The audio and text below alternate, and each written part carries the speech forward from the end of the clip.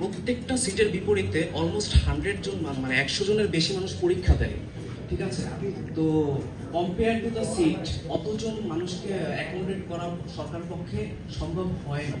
সেক্ষেত্রে দেখা যায় ম্যাক্সিমাম মানুষজন যারা সিট পায় না, আইদার তারা প্রাইভেট ইউনিভার্সিটিতে পড়ে, আইদার তারা পড়ালেখা ছেড়ে দেয়, আদারওয়াইজ দেশের বাইরে চলে যায় উচ্চশিক্ষার জন্য।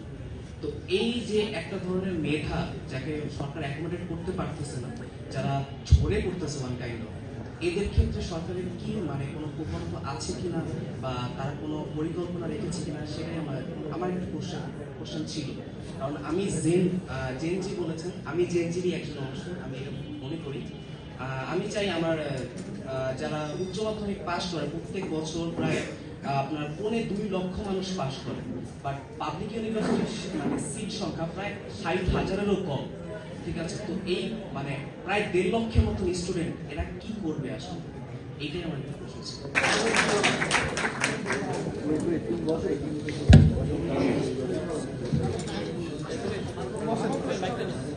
না, প্রশ্নটা খুব ভালো ছিল। হ্যাঁ, আমি যদি প্রথম পার্টটাকে যদি আমি অ্যাড্রেস করি যে জেনজিদের নিয়ে আমাদের পরিকল্পনাটা কি, যে লিপকন ভাই বললো যে জেনজিদের কিন্তু আসলে ওই আগের আমলের মতন খালি বলে গেলে হ্যাঁ আপনি কনভিন্স করতে পারবেন না। যাই ভোট দিয়েন, কেন ভোট দিবেন, হ্যাঁ অতীতে কি করছেন এটা তাদের ম্যাটার করে না। হ্যাঁ, ঢাকা 11 আসনে ডক্টর এম এ কাইমকে চিনে মুরব্বী এরকম সবাই আছে, বাট বিগত 10 বছরে ঢাকা 11 আসনের জনসংখ্যাটা কিন্তু অনেক পরিমাণ বৃদ্ধি পাইছে। হ্যাঁ, সো যারা নতুন আসছে তারা কিন্তু জানে না যে সে তার অবদানটা কি ছিল এত বছর ঢাকা 11-তে, এবং যে সেজন কমিশনার ছিল 94 থেকে 2013 পর্যন্ত, খুবই লম্বা একটা সময়। কিন্তু সে 2013 থেকে যদি 25 পর্যন্ত আমরা যদি 12 বছর হিসাব করি, কিন্তু অনেক জনসংখ্যা বেড়ে গেছে আমাদের বনশ্রী আফতাবনগর। তো আমরা যদি খালি বলে যে উনি এটা করছে, ইট ডাজ নট এফেক্ট যে ভবিষ্যতে কারা ভোট দিবে। তো ফর জেনজি আমি কিন্তু জানি না কয়জন ফলো করতেছেন, বাট আমি কিন্তু মোস্টলি জেনজি এবং যুব সমাজকে টার্গেট করে আমার প্রোগ্রামগুলো করে আসতেছি। হ্যাঁ, সবগুলো এরিয়াতে আমি একদম সাঁতারকুট ভাটারা থেকে শুরু করে এদিকে হ্যাঁ রামপুরা সব জায়গায় আমি অ্যাটেন্ড করতেছি। বাট আমার রামপুরের প্রোগ্রামগুলো খুব ভালো লাগে, বিকজ এখানে মহিলাদের উপস্থিতি থাকে, which I feel is very important. হ্যাঁ, বাট আমি আগেও এখানে রামপুরা প্রোগ্রামে বলছি যে এই ইলেকশন টাইমটাতে না, হ্যাঁ নেক্সট 5 ইয়ার্স জন্য তাদেরকে মূল্যায়ন করা হয়, এটা আমাদের খেয়াল রাখতে হবে। হ্যাঁ, এখন জাস্ট তাদের লাগবে ডোর টু ডোর যাওয়ার। আমরা যদি বিদেশে পলিটিক্যাল ক্যাম্পেইনগুলো দেখি, ভলেন্টিয়ার কিন্তু সবসময় মহিলারা থাকে। হ্যাঁ, পুরুষরা তাদের কাছে ব্যস্ত থাকে, বাট হ্যাঁ আউটরিচটা জনগণের কাছে পৌঁছানোটা মহিলারা করতে পারবে। বিকজ আপনি আর আমি দরজা ঢাকা দিলে দুটো গালি দিয়ে আমার দরজা লাগা দিবে, আমাদের আপুরা গেলে বলবে জি বলেন, ঠিক আছে। হ্যাঁ, এই সৌভাগ্যটা আমাদের নাই। জেনজিদের ক্ষেত্রে তাদের খুব টার্গেটেড অপিনিয়ন থাকে। হ্যাঁ, আজকালকার যুবকরা কিন্তু এমন না যে হ্যাঁ তারা সচেতন না, যদি সচেতন না থাকতো 5ই আগস্ট কখনোই আসতো না।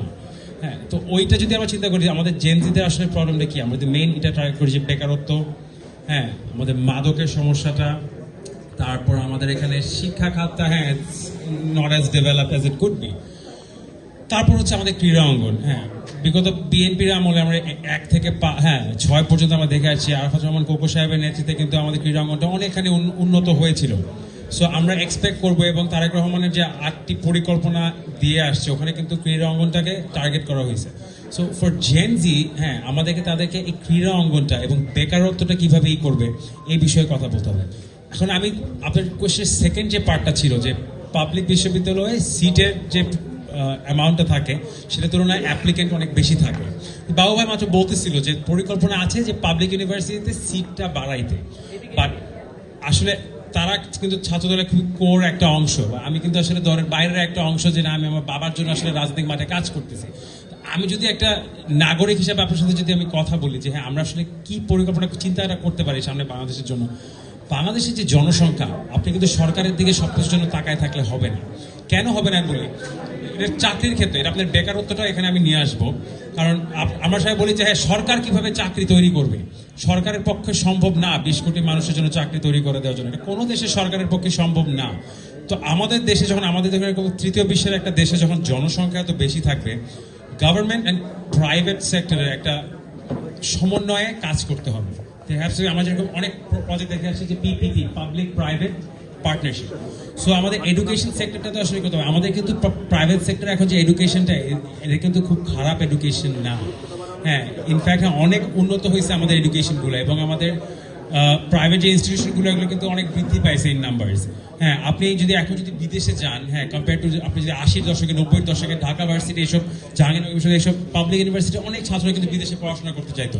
বাট আপনি যদি এখন যান, আপনি ছোট্ট একটা স্টেট বের করে আমেরিকার আপনি যান, ওখানকার একটা ইউনিভার্সিটিতে আপনি যান, ওখানে গেলেও দেখবেন যে হ্যাঁ ব্র্যাকের একজন আছে, এনএসইউর একজন আছে, ইস্ট ওয়েস্টের একজন আছে।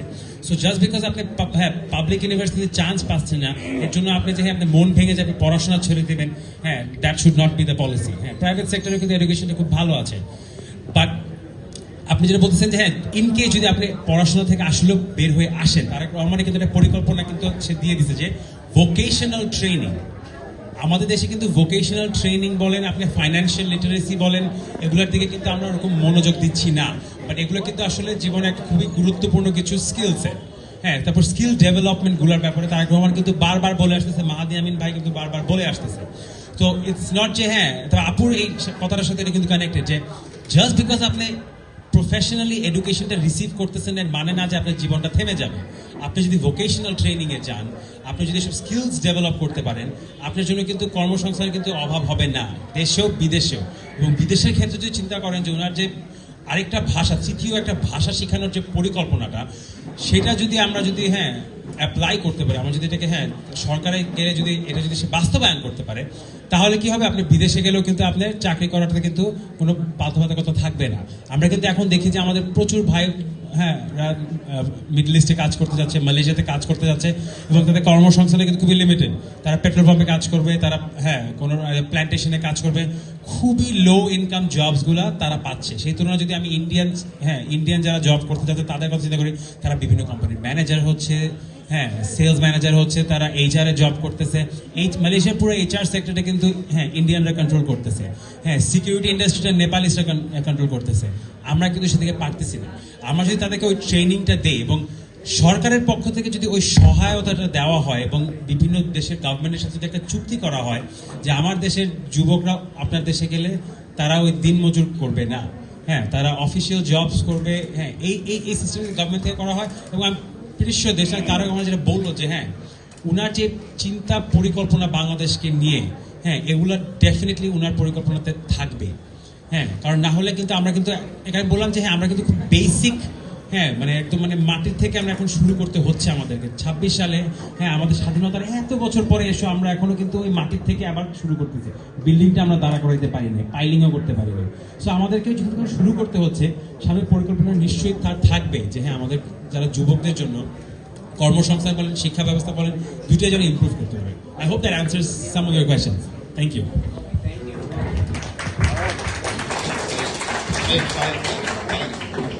আমি